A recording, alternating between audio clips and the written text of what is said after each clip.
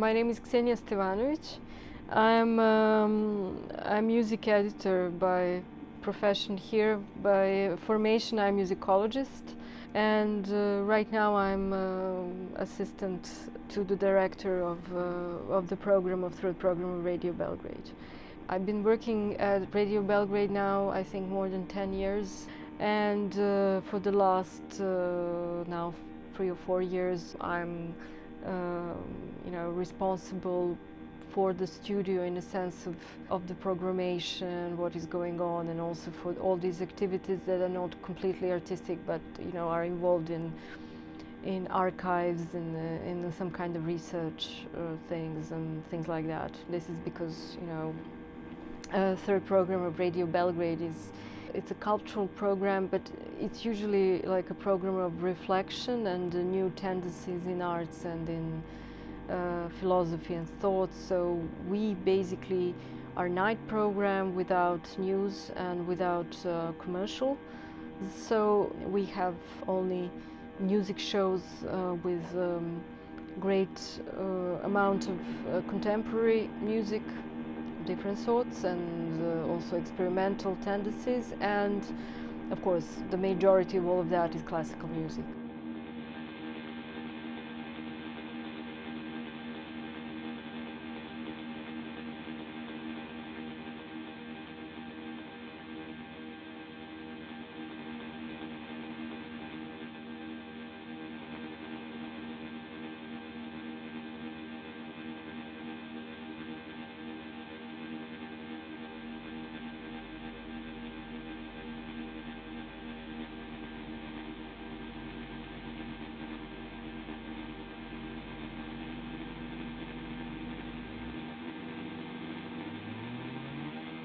Synthi 100 EMS that we preserved is preserved in this rather small room because of the circumstances, and the circumstances are always the circumstances on the, let's say, margins of Europe. The circumstances are that first of all you invest rather strangely and without precedent, that people in 72 in Radio Belgrade said, okay, we are going to buy this device, and then when you invested this much, in some way you stop to invest, and that's because there are less and less money.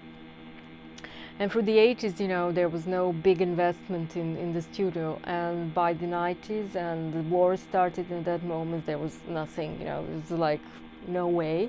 So this since it just stayed there, as a kind of relic of the past in a way, at that moment it stopped working, and it was saved from maybe going to the spare parts and just being thrown away by the pure and very banal fact that it cannot go through the doors, because when they were when they kind of brought him in, the wall had to be torn down, and it was then rebuilt, and so he was entombed here.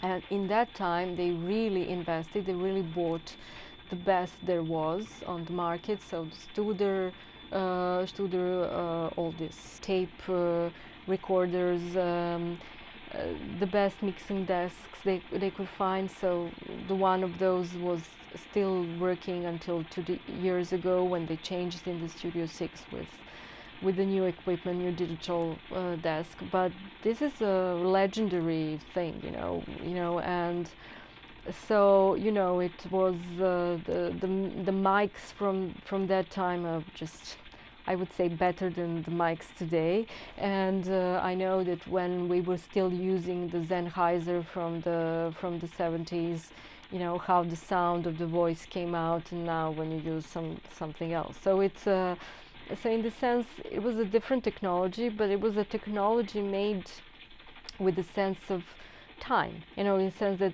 it was a technology made to last. And now we are making technology that is made to last maybe 2 years, and then to change it. So this is a very different paradigm, I think, also in the making of this technology. And this is why I think you can have a maybe more emotional, more effective approach to this older technology than to the new one, which has this evanescence and something very like a pass-through thing in it, structurally speaking.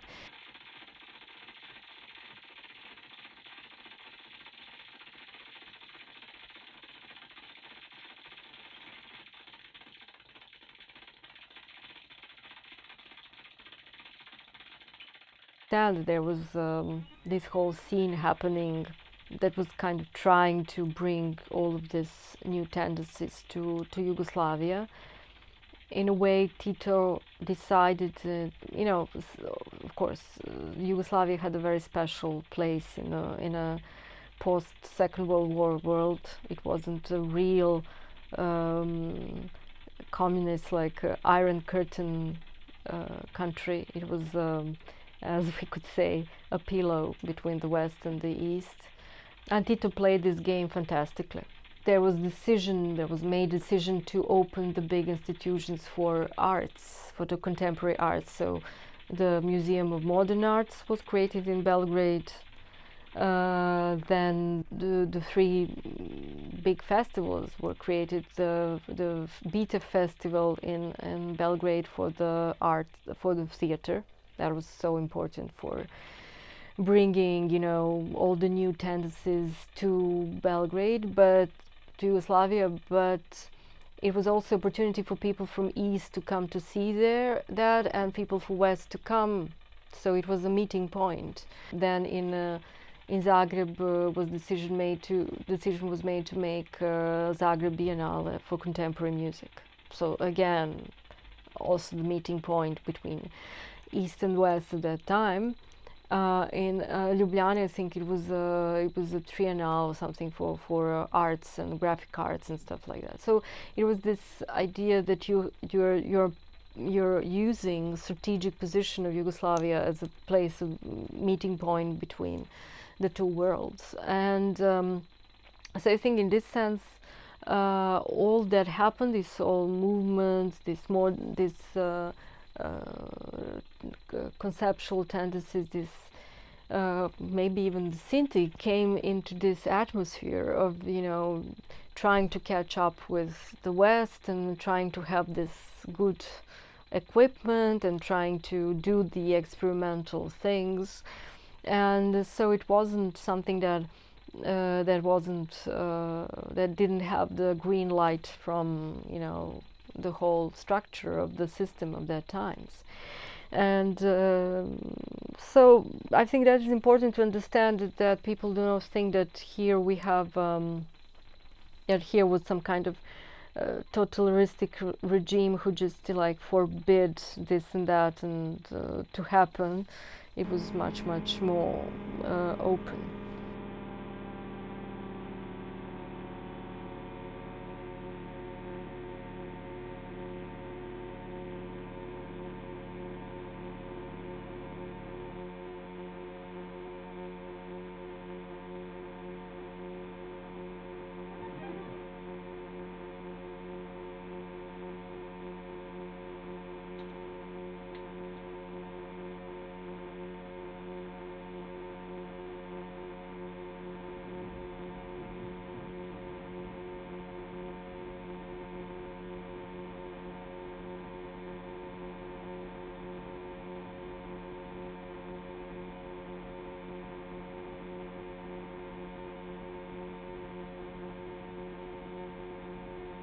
So you see that in 80s things have quite changed towards something else, but this tendencies to do artistic, experimental stuff were very strong. The TV was then experimenting, and it was quite different TV than today. I mean, we cannot find these examples of this today.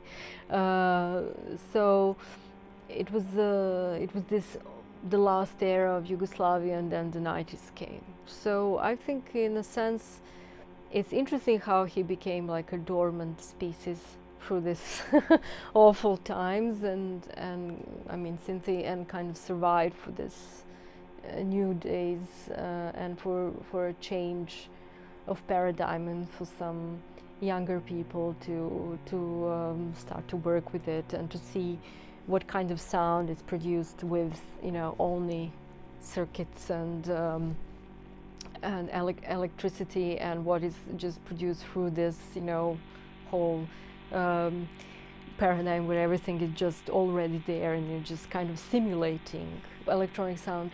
So it's also bodily experience, in the sense this is instrument, and you play it also not only like this, but you also have to put pins, you have to be there, you have to do something. So there is the whole body that has to be adjusted.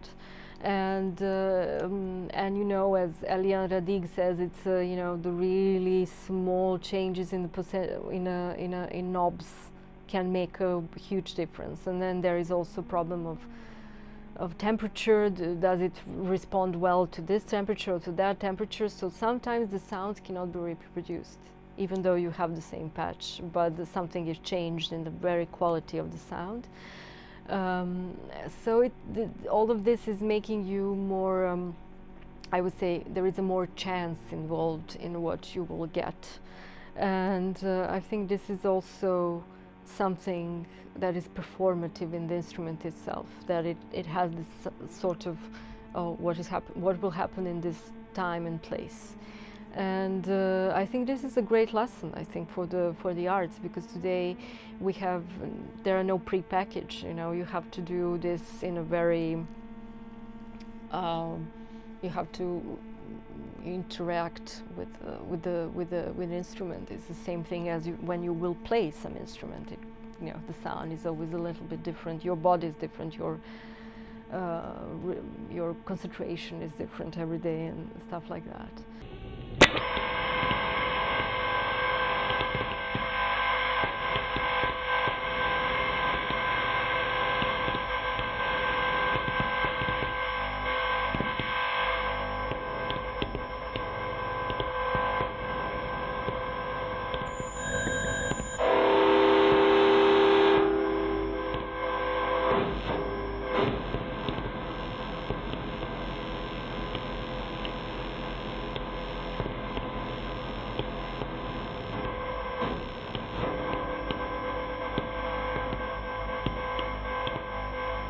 There is something with the body. I think that's something I believe it's very important to emphasize today. It's very strange that we are going to emphasize this today if we thought that we have solved the problem of body and music, I don't know, 20 or 30 years ago. But something happened with this digital technology that somehow erases the imprint of the body in the music, I would say.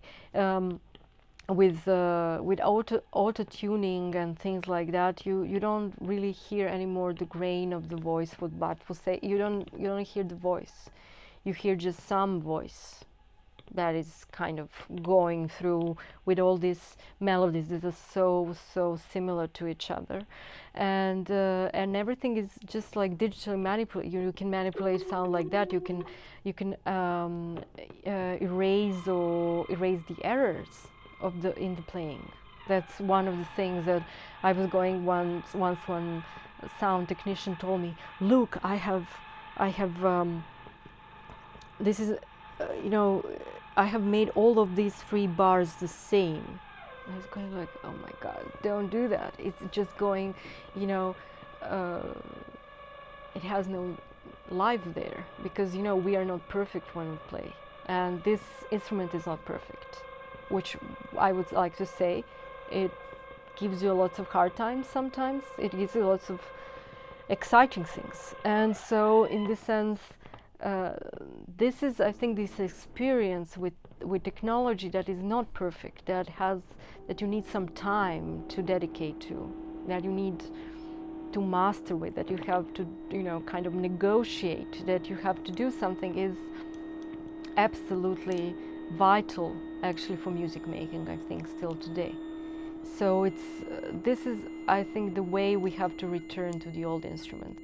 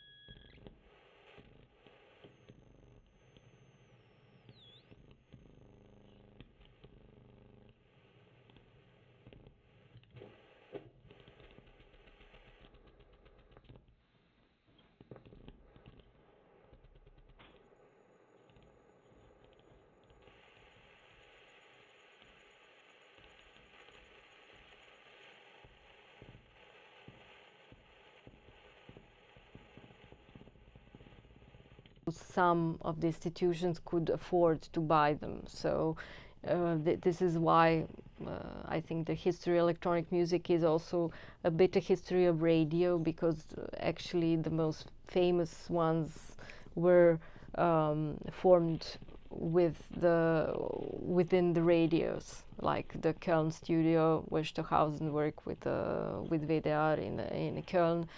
For the Eastern Europe, it's so important, the Warsaw studio of the Polish radio. Then the EMS studio, electronic music studio in Stockholm, was initially formed with the Swedish public radio. Now it's independent, but also GRM in Paris was first with the Radio France, and then in the 70s they got the independence, and then they were combined with INA. So this history was the history of these combinations with the radio. Of course, BBC Radiophonic Workshop worked at that time, actually from the 50s until 80s, or IRCAM, which is again made in a public institution, through the Centre Georges Pompidou, and then it was this part of it. So I think it was very hard because of the the universities created these electronic music studios. So because of the size, because of the expensiveness of these instruments, it was very hard for them to be in a use of everyday use. And we know that, of course, with digital revolution, the digital change of the digital paradigm, all of this just shrank and became like a household equipment.